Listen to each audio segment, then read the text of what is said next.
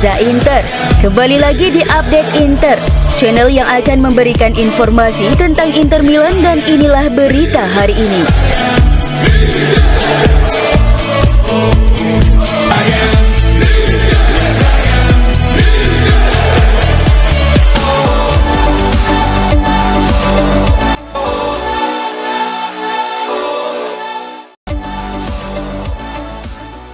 Inter Milan meraih kemenangan 3-0 atas Slavia Praha di kandang pada Liga Champions 2025-2026 berkat 2 gol Lautaro Martinez dan 1 gol Denzel Dumfries. Kemenangan ini memperpanjang rekor positif mereka menjadi 4 kemenangan beruntun di semua kompetisi.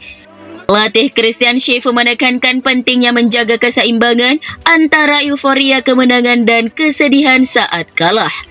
Ia juga menyebutkan tim terus berusaha mempertahankan mentalitas positif dengan fokus pada permainan yang proaktif dan disiplin.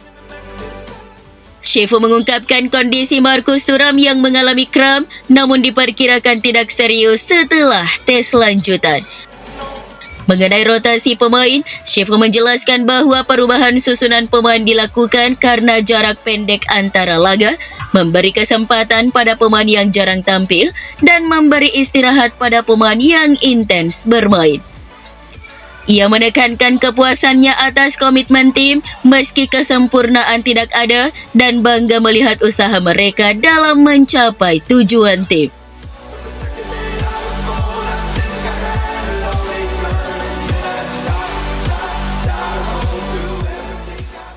Inter Milan meraih kemenangan kedua beruntun di Liga Champions 2025-2026 dengan mengalahkan Slavia Praha 3-0 di San Siro. Lautaro Martinez dan Denzel Dumfries mencetak gol untuk memastikan 3 poin bagi tim asuhan Christian Schiffo. Marcus Thuram yang tampil impresif dengan dribble, kecepatan, dan sebuah assist untuk gol Dumfries dianugerahi gelar Man of the Match oleh UEFA. Setelah pertandingan, Thuram menyatakan bahwa kondisi fisiknya baik-baik saja dan menekankan pentingnya menjaga fokus sejak awal pertandingan, khususnya untuk tidak kebobolan.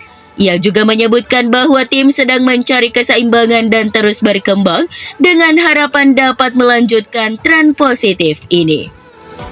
Thuram mengingatkan bahwa musim masih panjang baik di Liga Champions maupun Liga Domestik dan mereka harus melangkah satu pertandingan demi satu.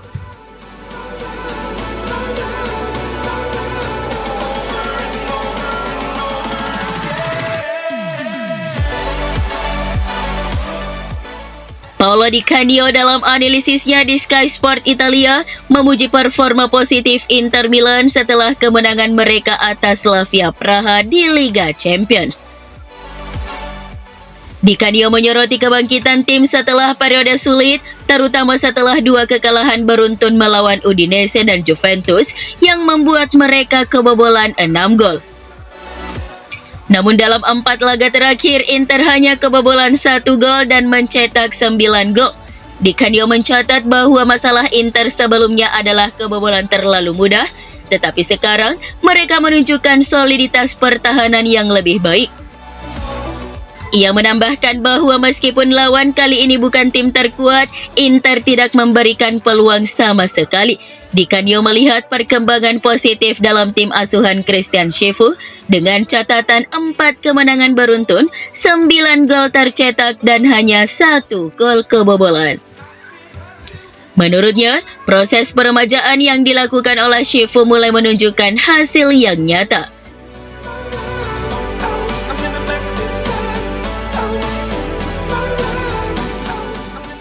Inter Milan meraih kemenangan 3-0 atas Slavia Praha di Liga Champions, mengumpulkan 6 poin dan berada selevel dengan Real Madrid dan Bayern Munich. Pelatih Christian Schiffo mencatatkan prestasi sebagai manajer keempat Inter yang memenangkan 2 pertandingan Liga Champions pertamanya, mengikuti jejak Luciano Spalletti 2018-2019, Claudio Ranieri 2011-2012, dan Roberto Mancini 2004-2005. Lautaro Martinez mencetak 2 gol menjadikannya pemain pertama dalam sejarah Inter yang berhasil mencetak gol di 7 edisi berbeda Liga Champions atau Piala Eropa.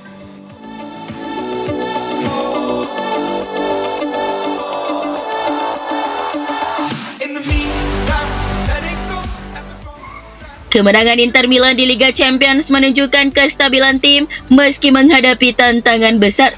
Kemenangan ini penting bagi Inter dalam menjaga konsistensi dan kemampuan mereka untuk mengelola pertandingan ketat.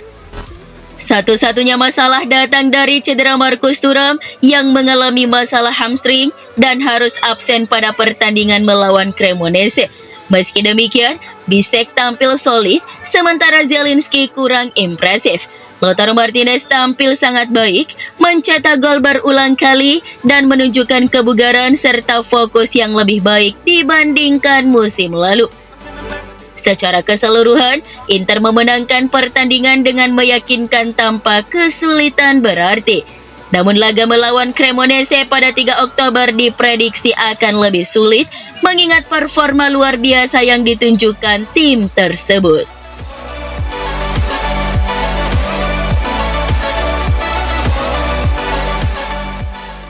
Pada tanggal 30 September kemarin, Dewan Kota Milan juga menyetujui penjualan San Siro ke Inter dan AC Milan, memicu berbagai pertimbangan terkait masa depan stadion, termasuk kemungkinan pembongkaran dan pembangunan stadion baru yang dijadwalkan selesai pada tahun 2032.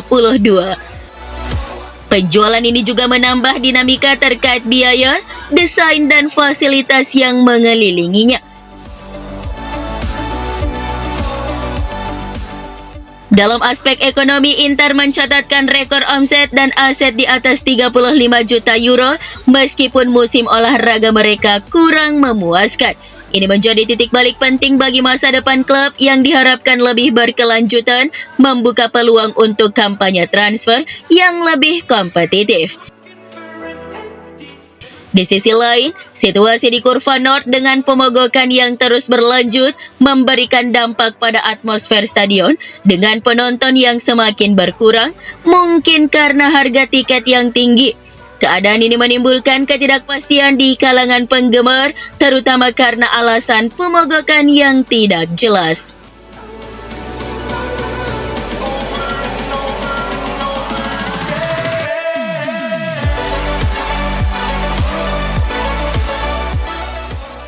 Presiden Inter Milan BP Marotta menanggapi spekulasi tentang kemungkinan transfer mega bintang seperti Kylian Mbappe ke Serie A.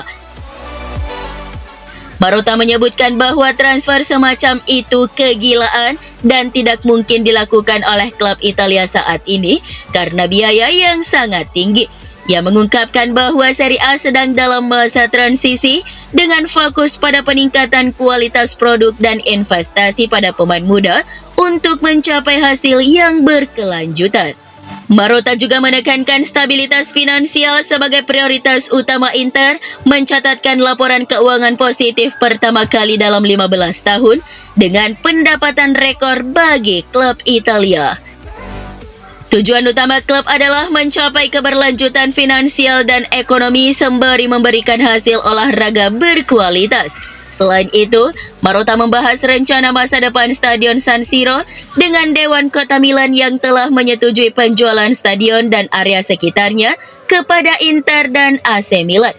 Kedua klub akan meruntuhkan San Siro dan membangun stadion baru yang diharapkan dibuka pada 2031 yang akan menjadi warisan bagi klub dan kota Milan, menciptakan lapangan kerja dan menarik pariwisata.